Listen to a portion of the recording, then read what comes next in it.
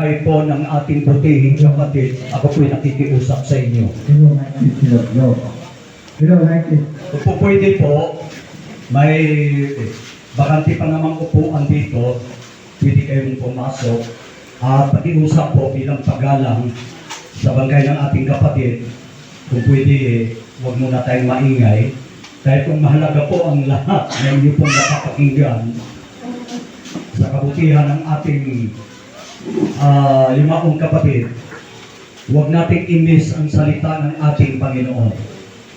Kaya ngayong gabi, ako po'y nakikiusap. Kahit na medyo malalim ng gabi, at alam ko pagod na pagod kayo,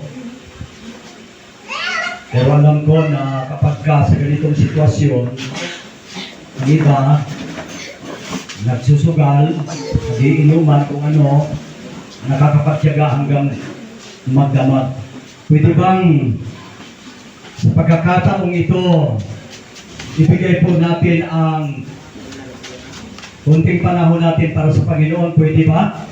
Pwede ba nating pakinggan ang salita ng Panginoon? Okay, yung mga nasa labas ang nanyayahan ko po, mayroon pong maupuan dito sa loob. Bago po tayo magsisimula.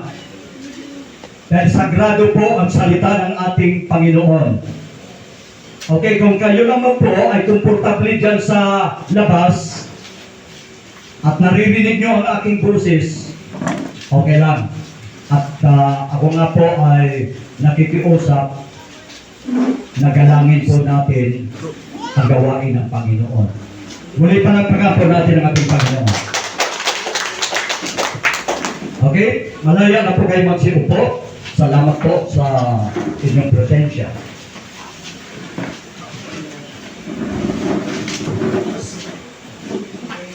Tonight, I would like to quote a scripture taken from the book of James, chapter 4, verse 14. The Bible says, whereas ye know not what shall be on tomorrow, for what is your life? It is even a vapor that appeareth a little time and then vanisheth away. Ano nga ang inyong buhay?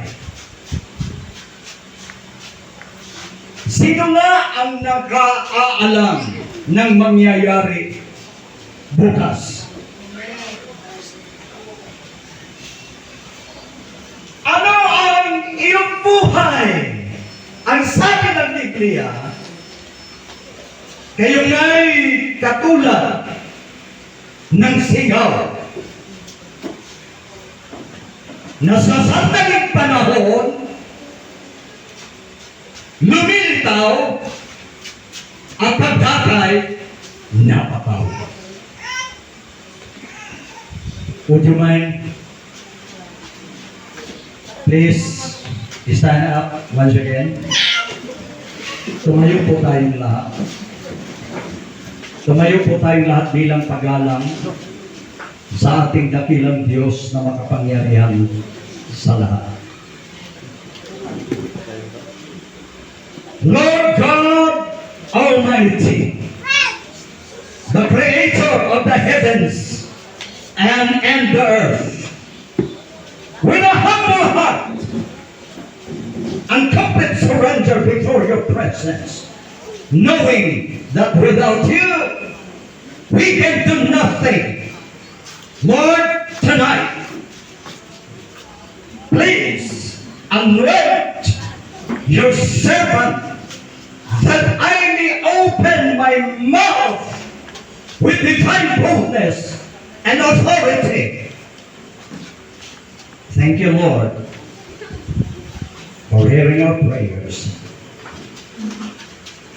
In the most powerful name of our Lord Jesus Christ. And everybody say Amen. Amen. Palakpakan po natin din sa Panginoon. Hallelujah. And thank you. And you may be seated. Nilalakasan ko po ang aking boses dahil nakikita ko po ang inyong mga mata na tila mahuhulog na. Kaya salamat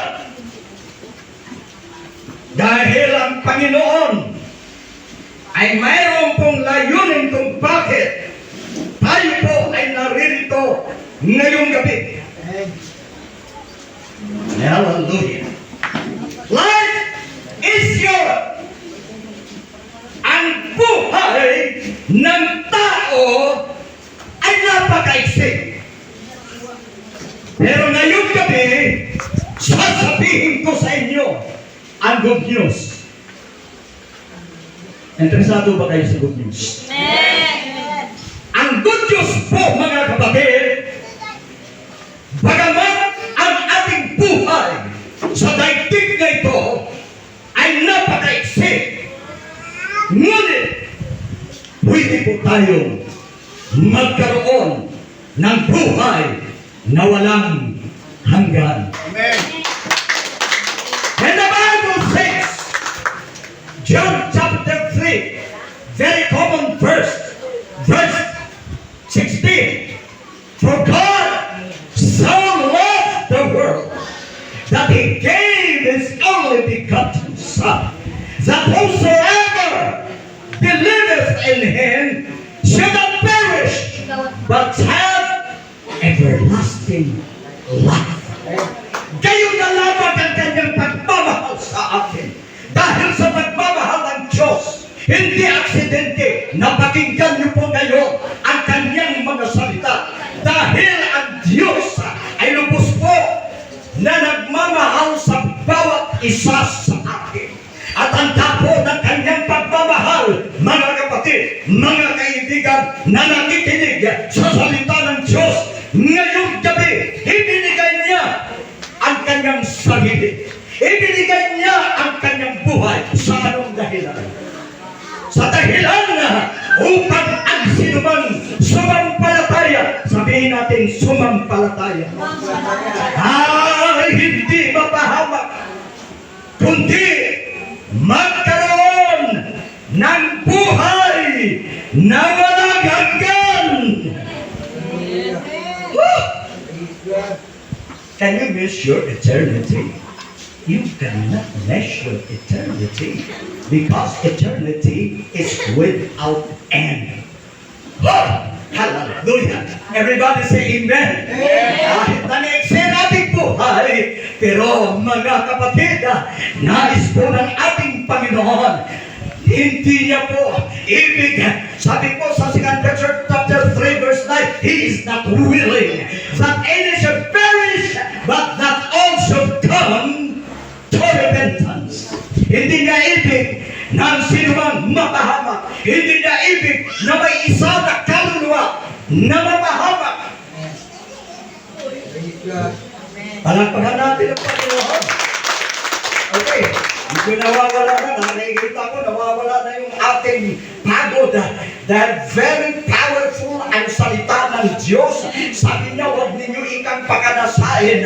Ang pagkain bukas makalawa, ito'y napapanis. Dadapot pagkanasahin ninyo ang pagkain. Ito po ay mananatili habang buhay. Walang ibang pagkain kundi ang salita ng Panginoon. Amen? And the Bible says, man shall not live by bread alone, but by every word that proceeds in the mouth of God. Kaya ito po ang pagkain hindi nasisira o napapanis. Woo! Hallelujah! Alam ko, ito lang pinaka last night ngayong gabi. Ano po? At ihapit na po natin ang bangkay ng ating butihing kapatid sa huling hantungan sa sementeryo bukas. Ngayon, believe it or not, Alam po ba ninyo, mga kaibigan ko, mga kapatid, believe it or not, noong unang panahon, ang mga tao noon, napakahaba po ang kanilang buhay. Gusto niyong malaman? Hindi po ito mga kapatid, hula-hula o gawa-gawa lang. It is not a figment of imagination. Ito po, mga kapatid ko, ay secret scripture. Ito po ay pawang katotohanan na ang sabi ng Biblia noong unang panahon, ang ikanabuhay ng tao ay napakahaba. Katulad halimbawa, bigyan ko po kayo ng mga halimbawa, mga kapatid. At ito po ay, it is written in the Bible, in the book of Genesis. Makikita po natin dyan, kung nagbabasa po tayo ng banal na kasulatan. Ngunit gusto ko pong ipaabot sa inyo ngayong gabi na ang tao ay pinagkalooban din po ng Panginoon ng napakahabang buhay. Pero hindi po yan ang buhay na nais ng Panginoon na ating manahin. Hindi po yan ang buhay na nais ng Panginoon na ating maabot. Pakinggan ninyo, ang sabi ng Biblia, una, ang pinaka-matandang tao, anong masasabi natin? Pinakamatandang tao sa balat ng lupa. Alam nyo na ito, walang iba kundi si Methuselah. Si Methuselah, siya po ang pinakamatandang tao na nabuhay sa kasaysayan ng sanlibutan. At ang lahat ng kaarawan ni Methuselah ay 969 years old bago siya namatay. O sabihin natin, 969 years old si Methuselah at namatay. Ilang taon na lamang para ang kanyang edad ay 1,000. 1,031 years na lamang ang kulang at ganap na 1,000 taong gulang si Methuselah. Ano gusto niyo mabuhay? Kagaya ni Methuselah, yan po ay totoo na nangyari sa sanlibutan. Ang Bible nagsasabi in the mouth of 2 or 3 witnesses, every word must be established. Kaya katotohanan ko sa inyo na ang aking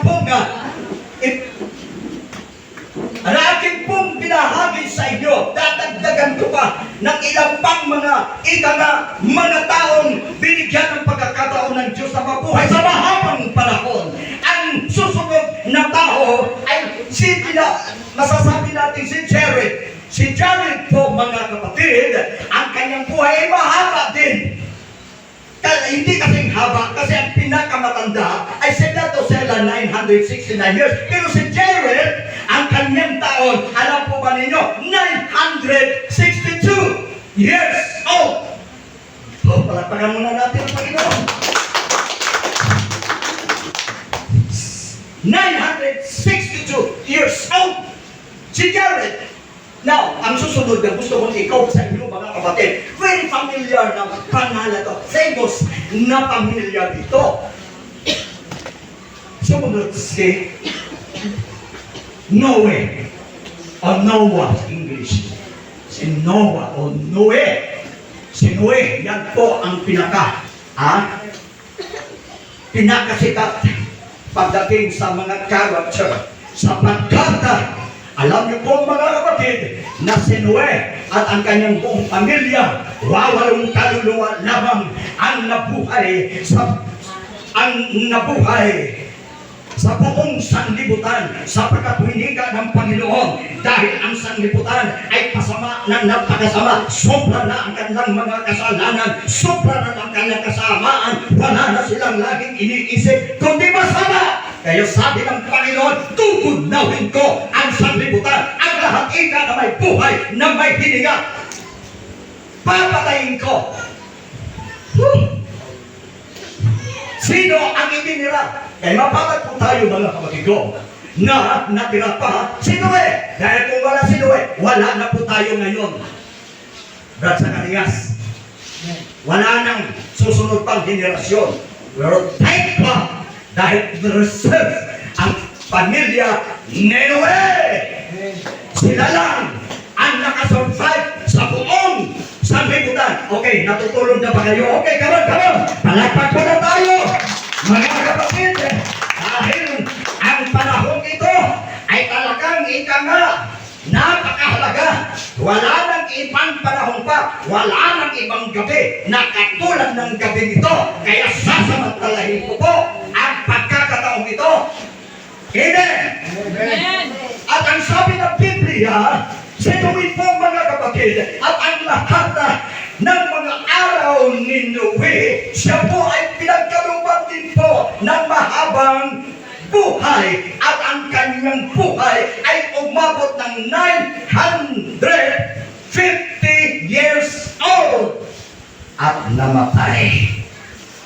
950 years old.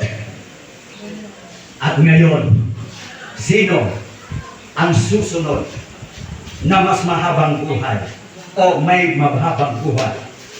Wala nang iba. Bakit? Dapat kung siya ang ama ng lahat ng nilalang, lahat ng sangkatauhan, dapat siya na si Methuselah. Dahil siya ang ama ng lahat ng mga tao. Pero ang sabi ng Biblia na parang na ano na rin yung isip ko imbis na Adam. Sa Adam po mga kapatid, alam po ba niyo kung ilang daang taon si Adam nabubuhay? 930 years old. Palagpagan natin ang Panginoon. Now, sa mga nabanggit ko po sa inyo mga kapatid, walang kaduda-duda na talagang nangyari at talagang mayroong tao once upon a time na buhay ng ganito kahaba hanggang ito po mga kapatid ko ay pababa ng pababa. At pagdating po kay Mahalalel, bumaba mga kapatid ko ng ilang ayaw ko kung i-compute natin. Pagdating kay Mahalalel, ang edad ni Mahalalel ay 895. So, 950 bumaba ng 895. Malaking agwat. Everybody say praise the Lord. Malaking pong agwat. Okay. Now, mas lalong lumaki ang agwat. Ito na ang panghuli na gusto kong, dahil kung babagitin ko lahat mga kapatid, baka matutulog na kayong lahat at mahirapan na tayong makabangon bukas. Pero hindi ko kayo hindi ko masyadong pakakahabaan, pero bibigyan ko kayo ng mensahe. Harinawa na hindi po natin makakalimutan ang mensahe ito. Palakpakan po muna natin ang ating dakilang Diyos. So, 895. Bumaba pagdating kay Lamech. Alam po ba ninyo kung ilang daang taon si Lamech? 777.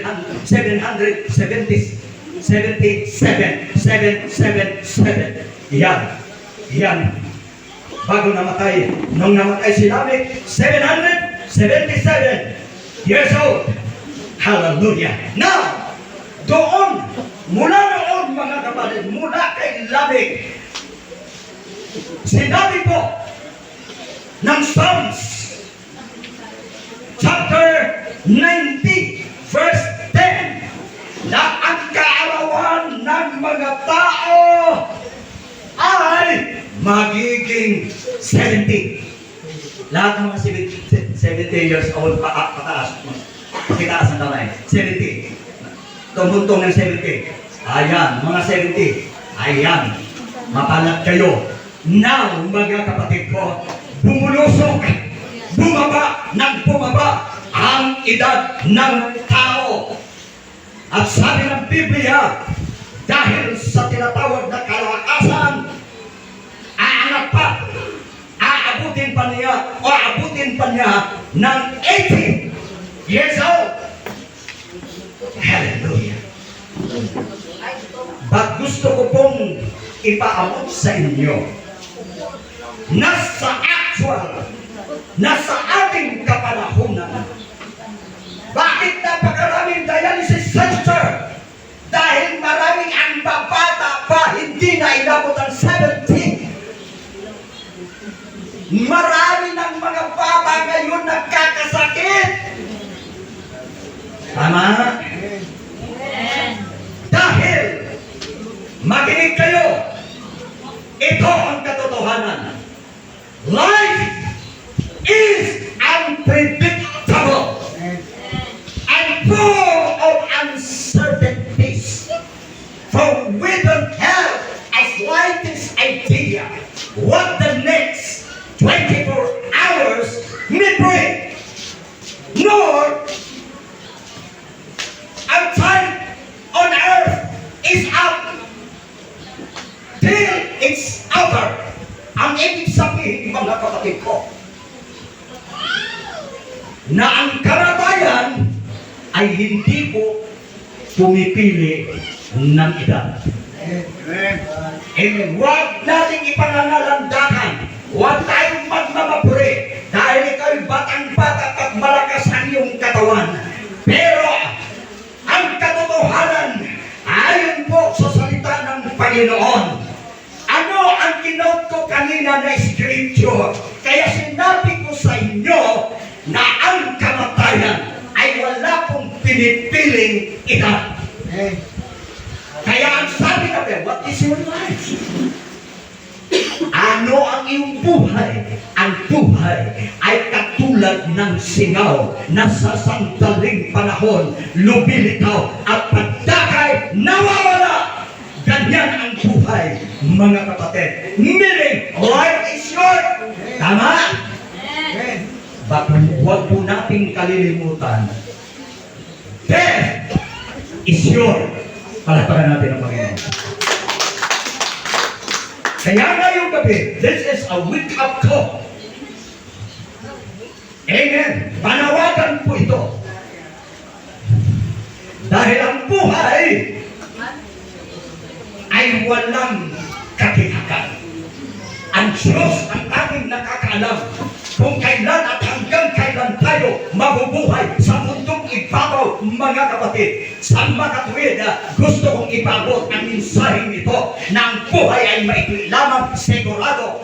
Now, ang tinatawag na kamatayan, because it is written in the book of Hebrews 9:27, for it is appointed and to man wants to die, and after this, the judgment. Minsan na, ikaw, ako, mayroong itinagdang oras, meron tayong kanya-kanyang panahon. Ang tanong, are you ready? Amen. Sabi nga, it is a serious business to prepare for our last day. Let us everything, every day for our last day. Ngayon, nagulay-gulay ba tayo? Baka ngayon, mga kapatid, nag-iisip tayo, nagmumuni-muni tayo, dahil hindi panaginip ang gabing ito. Tunay mayroong bangkay, mayroong mahal sa buhay na yumaon, nagpapahiwatig, nagpapatotoo na ang buhay ng tao ay may katapusan. Everybody say, praise the Lord. Praise the Lord. You cannot postpone death. No doctors, medicine, money can postpone death. Pagkas, yun po ay nakatalaga na o appointed na, walang mga reverse yan. Everybody say praise the Lord. Praise the Lord. Yan ang katotohanan. Now, dahil mga kapatid ko, tigang ang kamatayan, maiksi lang ang buhay. Ito ang last thing before I conclude this message. Ang lahat ng mga buhay magsabing praise the Lord. Praise the Lord. Palapakan natin! Bigyan natin ang karangalan. Bigyan natin ng kapurihan ang ating Panginoon. Dahil yung mga palakpak ninyo, Yan po ang patotoo na kayo ay buhay at binigyan pa kayo ng pagkakataon while you are still breathing, may pag-asa. Ang lahat na may hininga, magsabing praise the Lord. Amen. Kaya mapalad pa tayo, mga minamahal. Now, ang malungkot na katotohanan. Anong sabi ng Bible in Matthew chapter 7, verse 13 and 14? Enter in at the straight gate, for wide is the gate, and broad is the way which leadeth unto destruction, because narrow is the way, and sabi nga, that is the way which leadeth unto life, and few there be that find it. So, ang katotohanan, ang sabi po ng Biblia, na meron pong 200 makipot at malapad. Everybody say praise the Lord. Amen. There is a way that seemeth right unto a man, but the end thereof are the ways of death. Kaya, mahalaga po, meron po tayong tinatawag na knowledge of from the Word of God. Palakpakan po natin one more time ang ating Panginoon. Amen. So, ang kauli-hulihang gusto kong ipaalaala sa inyo, na kung tayo ang pinakararanas ng kahirapan dito sa mundo, yung ating mga kapighatian, yung ating mga pressure, tayo po ay nakararanas ng stress sa buhay. Marami. Yan mga kahirapan na nangyayari o na-encounter natin mga kapatid. Gusto kong ipabot sa inyo na yung lahat na yan na pagdurusa ay pansamantala. Yan po ay lilipas. Ngunit ang gusto kong ipaalam sa lahat na merong isang lugar na kung saan kahit maglulupasay ka pa, kahit manalangin ka pa na halos ang luha mo'y tubo, ngunit wala ng pagkakataon. Hindi na pakikinggan ang iyong dalangin. Amen. Hallelujah. Hell is real. Ang imperno, gusto kong ipabot sa inyo, baka kampante tayo, minsan nagre-reklamo na tayo sa kahirapan ng buhay, sa mga nararanasan natin, sa daigdig na ito, at ang mga naririnig ko pa sa iba, impernong buhay ito. Aba! Imperno! Walang imperno! Ang imperno, itong buhay na ito! Amen. Sa buhay ng tao ay sadyang dumarating mga pangyayari kay hirap tanggapin. Luhay pumapatak, kumihigpi sa patiya. Puso'y sinasakal ng damdaming naghihirap. Kaya kung wala kang knowledge sa salita ng Diyos, ang kinikilala mong impyerno yung kahirapan dito sa mundo. Pero hindi yan! Hell is real. There is, listen very closely. Nakikinig ba kayo? Amen. Hindi na akong tatagal. Matatapos na. Huwag kayo magtagal. Pero iwanan ko kayo minsan. Kaya huwag kayong maidlik muna. Baka hindi nyo matapos. Ang palabas na hindi tapos bitin, ay sayang, hindi ko nakuha kung anong ending. Amen. Amen. Purihin ang Panginoon. Kaya kailangan may ending. Are you with me? Amen. Kayong mga nasa labas, hindi po kayo exempted.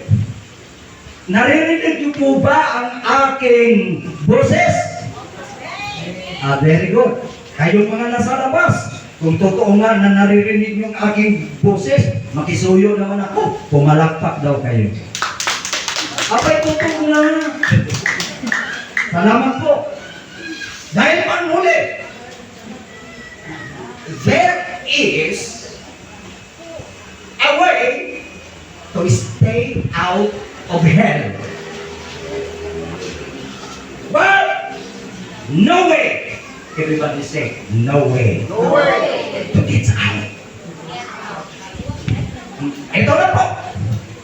Habang binigyan pa po tayo ng pagkakataon, huwag muna kayo maingay dyan. Makinig kayo sa akin.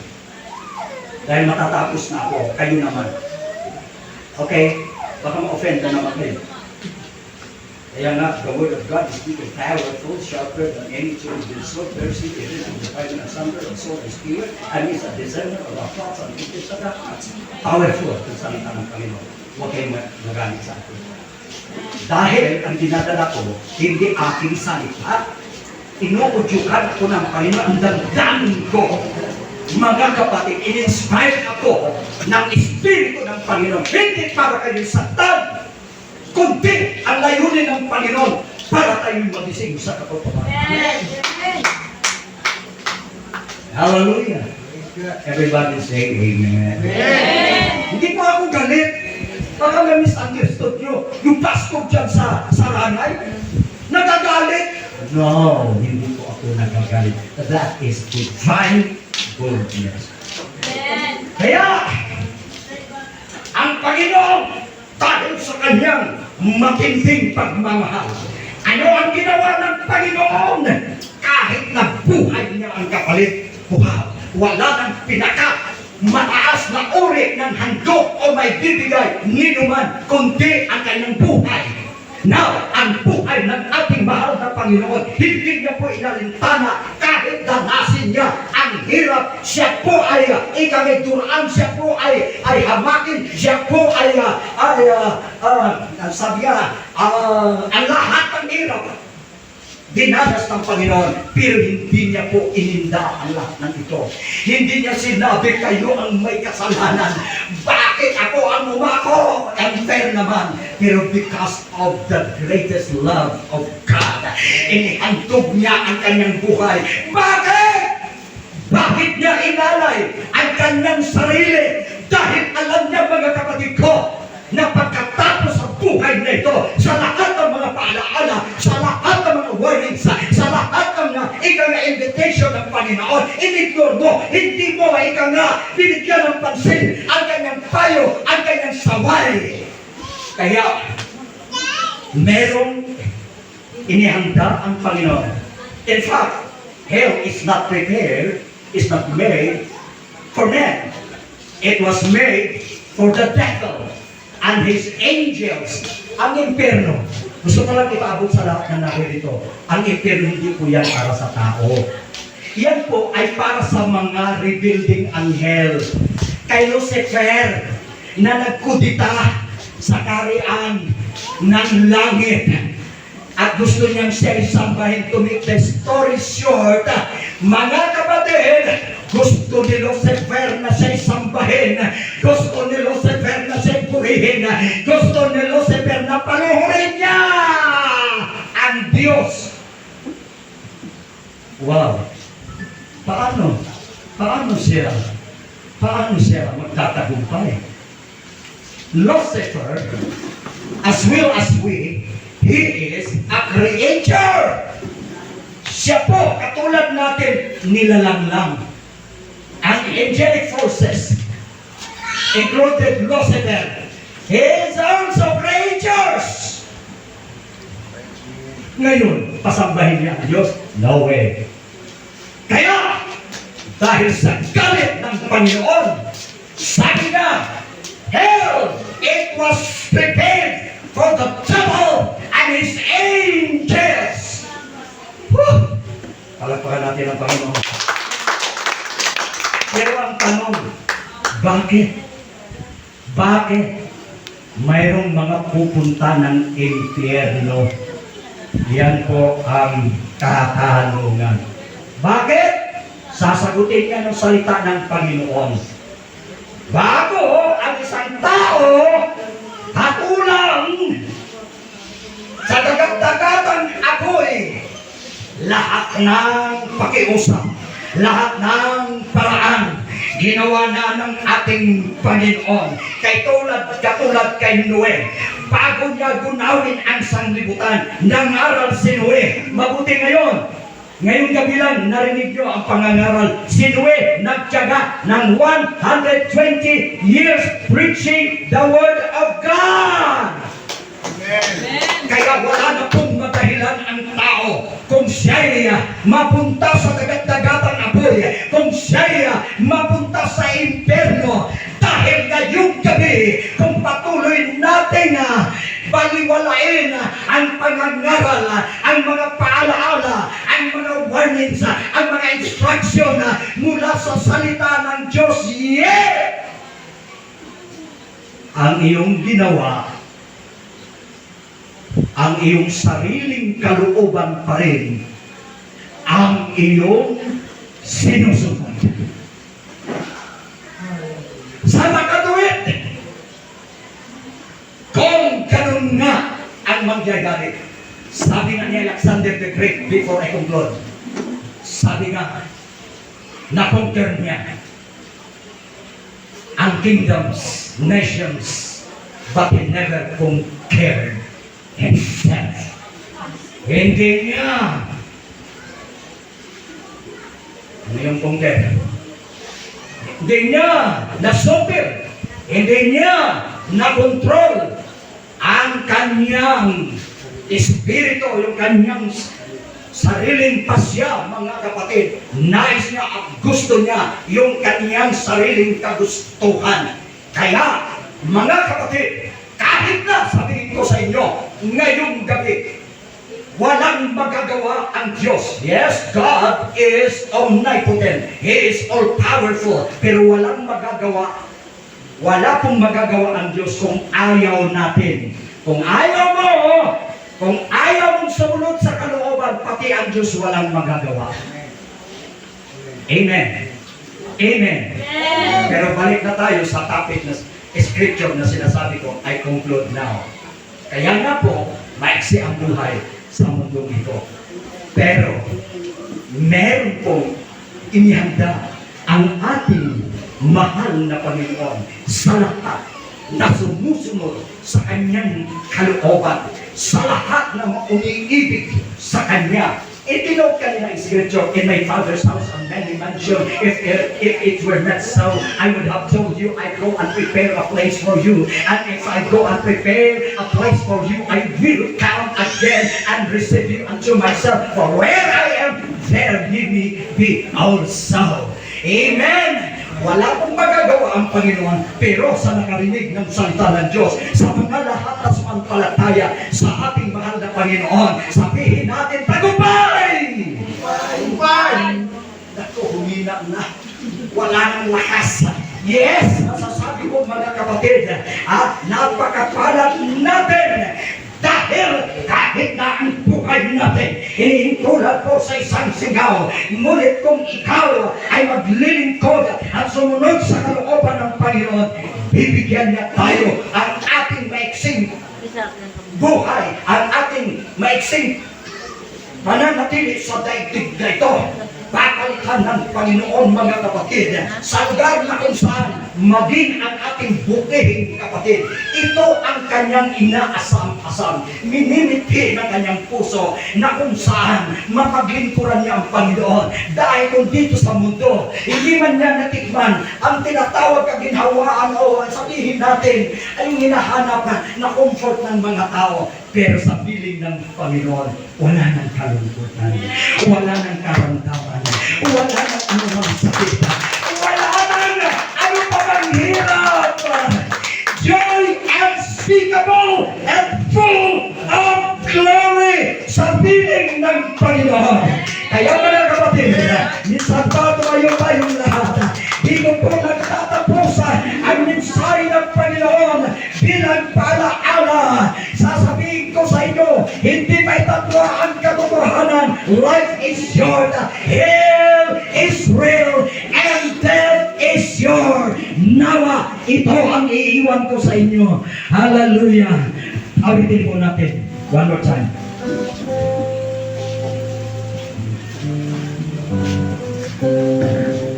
Herang sa Diyos ang ating buhay.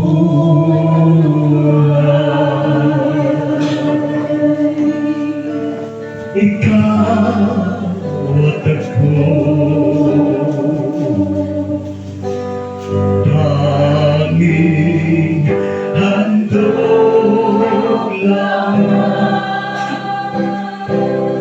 Di ko ninais na ako'y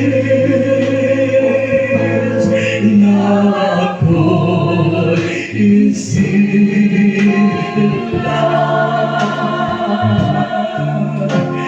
kundi ang tao, Diyos ang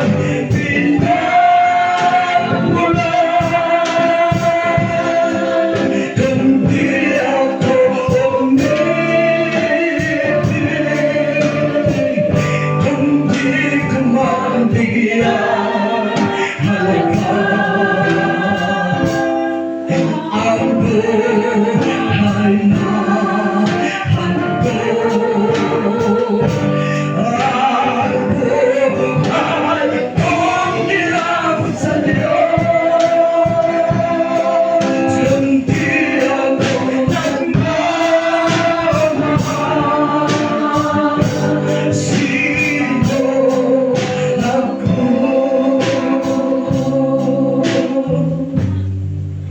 Ligaya ko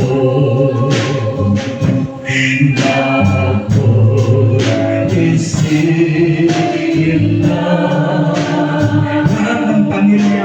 Ang pamilyang Pugoy pumunta kayo dito sa harapan. Hiniling ko, Pastor Sumanday, na ipanalangin ang Pugoy family. Please, come forward. Ang pamilya. Pastor Sumanday, please, come forward. Di ko ninais na ako'y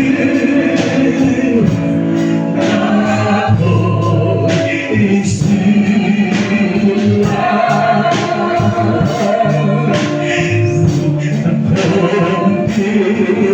ang tao, Diyos ang pinagmulan, kundi ako umiibig, kundi ko mabigyan halaga.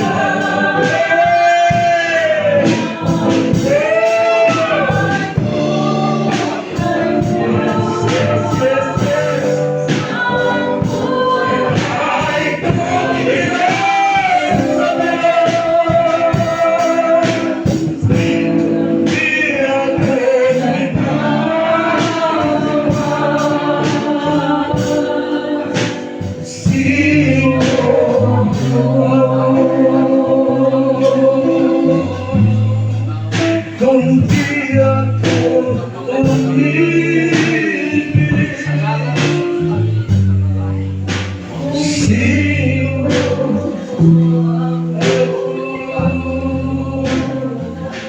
tumahingi po tayo sandali at sumang-ayon po tayo sa panalangin ng lingkod ng Panginoon. sa pag-alaga kanimo ang Ginoo sa inyong pamilya. Ika kanimo Ginoo magpabilin ang pagpapabot ikaw sa ilang upod sa ilang tatay. Dalayin ka sa ngalan ni Jesus. Amen. Halakpakan po natin ang Panginoon. Thank you. Please be seated for a while. Amen. Praise God. So, meron pa bang activities? Wala na. Now, viewing at maupo muna kayo sandali at announcement sa ating buting kapatid, Brother Zacarias, kung ano po ang oras na kung saan idadaling na po natin sa huling hantungan ang labi ng ating buting kapatid, Sister Melford Maglasang Pugo. Okay. Sige. Announcement. Para